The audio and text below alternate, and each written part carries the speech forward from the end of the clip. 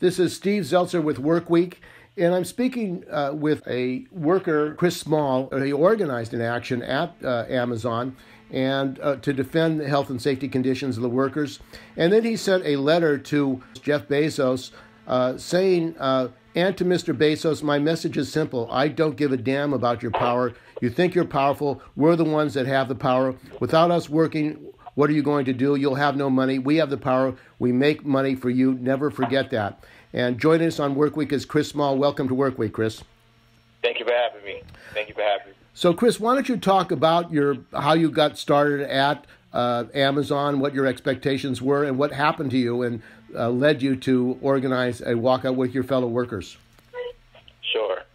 I've been working for Amazon since 2015, up until the day they terminated me on March 30th. I opened up 3 buildings for them, New York, New Jersey, and Connecticut. I started off as a regular warehouse associate, making $12.75.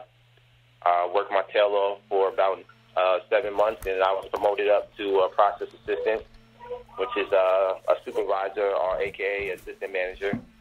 I was in the outbound department, pick department, which is the department that picks the customer's orders off the robots to be shipped down to the pack department to be shipped out the building. So I was doing that up until the point where my last day of work. And the conditions, you say you opened up these Amazon warehouses. They have said in their media that they're safe jobs, that they protect the workers. What did you find out in the course of opening up these warehouses and working with your fellow workers? Yeah, I mean, over the years, Amazon does practice safety, but unfortunately, they hire people of all different age ranges, so that could be a little bit difficult trying to, teach or coach somebody that's maybe in their elderly age, senior citizens, to do a job of a 25-year-old. So throughout the course of the years, those type of injuries are bound to happen. And vice versa, you have 20 young adults that work for Amazon over a long period of months. They can fall subject to injury, just like anybody. So I've seen those quite often. Working there, it's calisthenics. You got to definitely prepare your body. You got to eat healthy, and you got to make sure you get enough rest because we work long days. We're on our feet all day. And that's what separates Amazon from its competitors, is working hard. So, I always used to tell my employees, like, hey, you got a gym membership, you might want to cancel it. It's definitely a 10-hour workout. And, it's either you sink or swim. That's how it is with that company. And you became concerned about this virus and how it was affecting your fellow workers. When did that first happen, when you became concerned that this virus was affecting the workers at your warehouse? End of February, beginning of March, I noticed employees around me were calling out of work. A lot of them were fatigued. They couldn't finish their work for the entire day. I noticed a lot of them were dizzy. I seen some vomiting. I seen, symptoms of all different types. You name it, I've seen it. It was very alarming. It's like a domino effect, one by one. And I've seen a lot of my colleagues call out of work. So, I started to raise concerns in the beginning of March, especially to my HR department and the higher-up management. I wanted to try to be proactive instead of reactive. So that's what I did. And what did they tell you? Were they aware of coronavirus at that time? I mean, they have warehouses and of course in China. They were probably familiar with the kind of epidemic that happened in Wuhan. Well, yeah, just like the country was late to the game, so was the company. We wasn't prepared at all in the beginning of March. We wasn't prepared until about the 3rd week. That's when we started taking safety precautions. By then, it was already too late. The virus is in the country for at least a month or more. And the same thing with the company. The company got buildings all over. And so, I think we were just very, very late to react to safety. when it came to the virus. We were not prepared at all. So that's what started to really, really heighten my sense of concerns that we were in the middle of March and we're still on top of each other.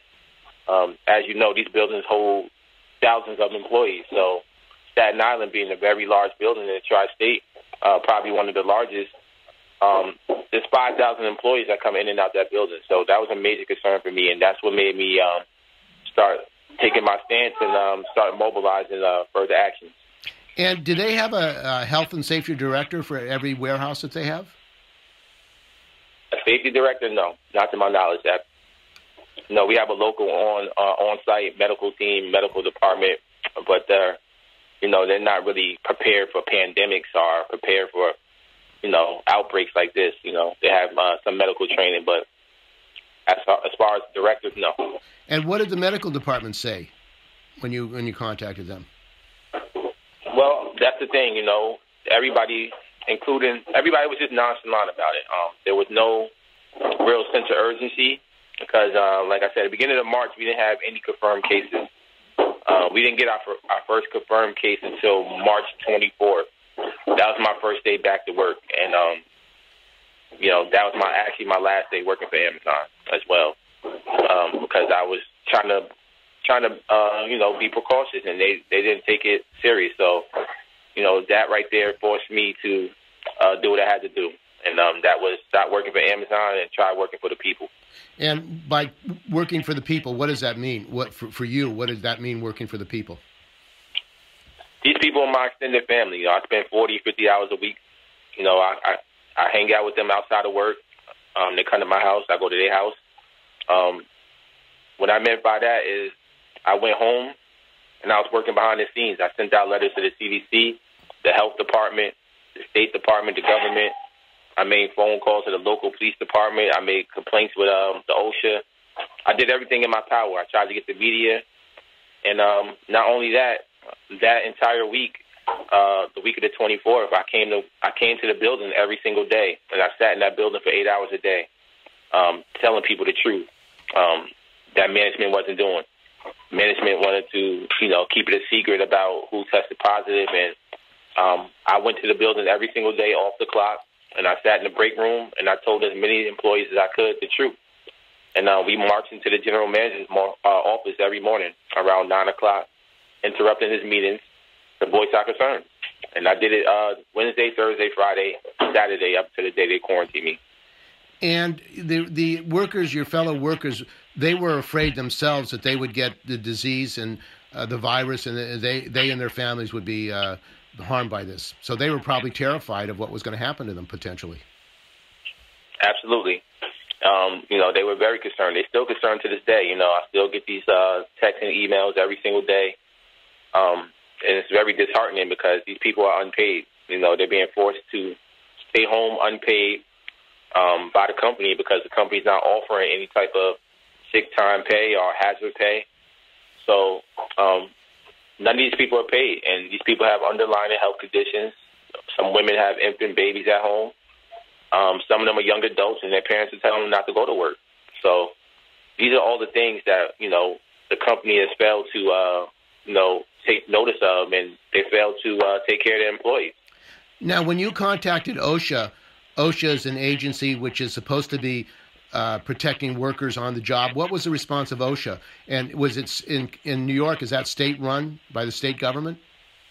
Well, that's the problem. New York being the epicenter, all these agencies I contacted, I had a very tough time getting through. I couldn't even get some of them on the phone. I called and I sat on the phone for hours, and I got nowhere. So, so I went on their internal websites and I just filed a complaint.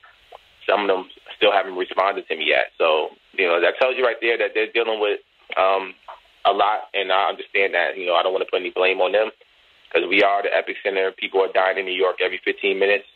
The government is definitely overwhelmed, and they're trying to do the best they can. So, that's still one of the reasons why I had to do what I do and take further action and mobilize the walkout. So was there ever an OSHA inspection of the warehouse because of the concerns of this epidemic and the effect on the warehouse? No. I don't think it was OSHA, but I believe the CDC and the health department came about a week and a half ago to the JFK location for investigation.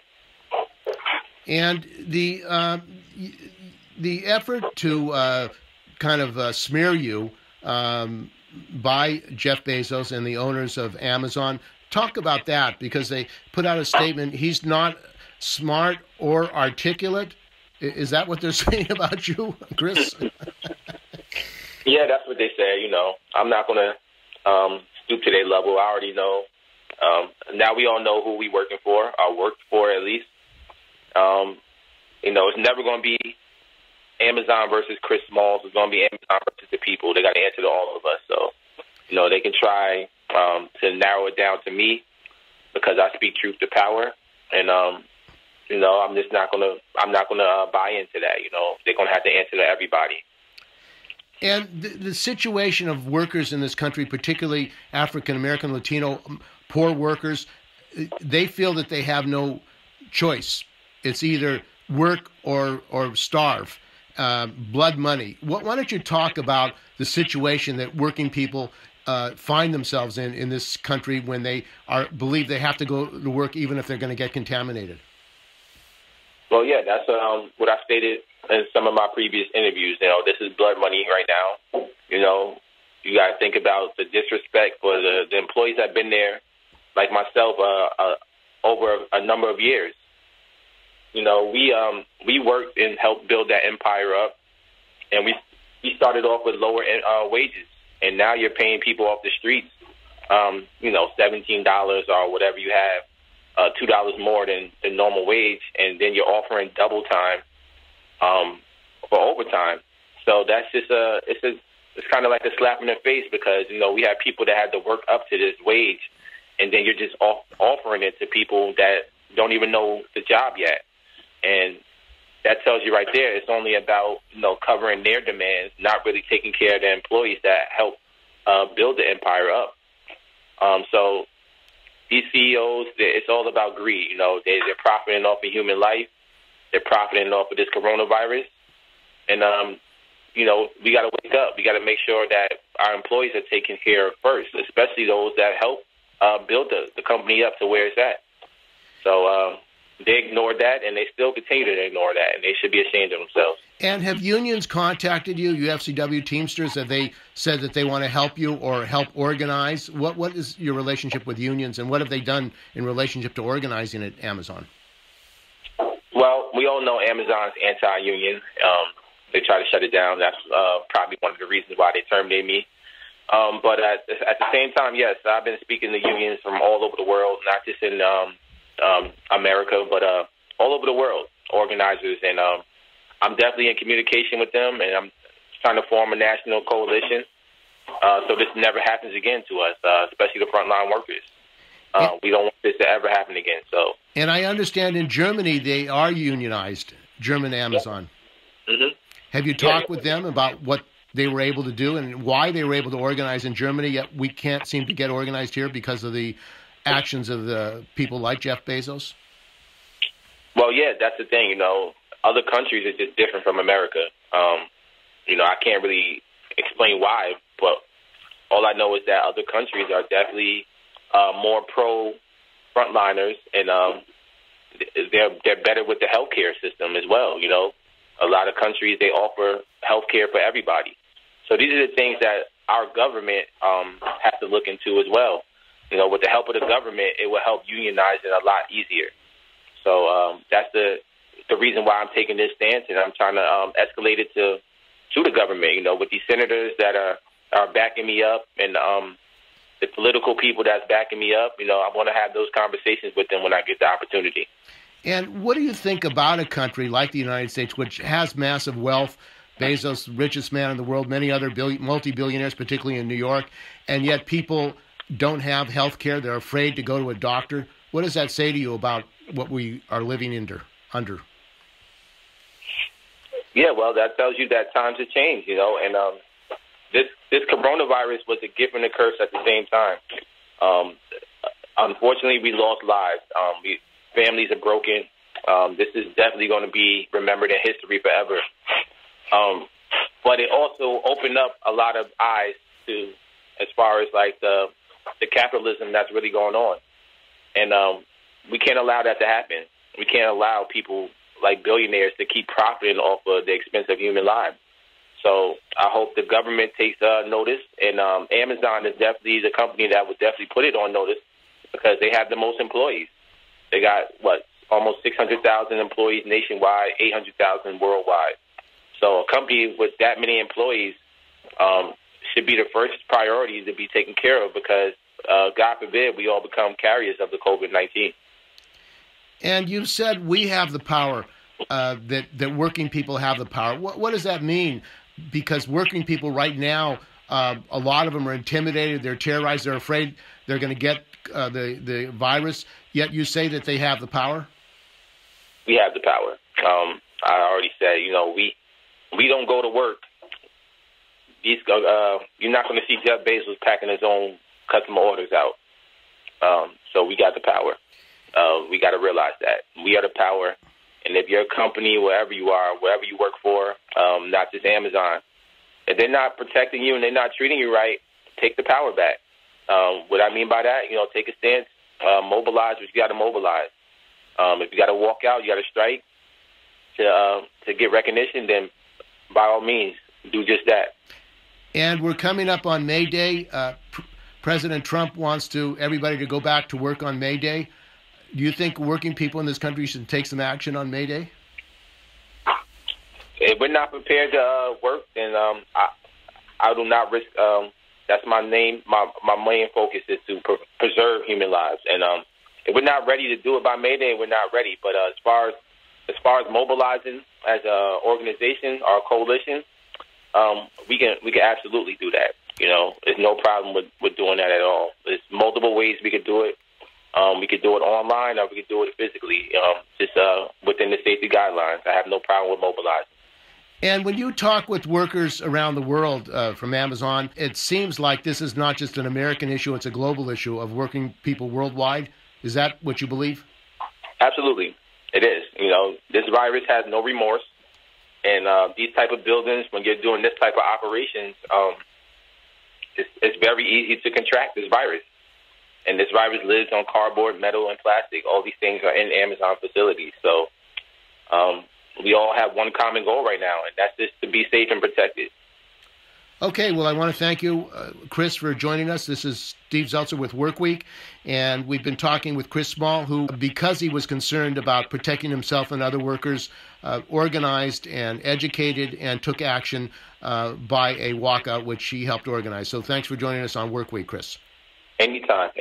Thank you for having me.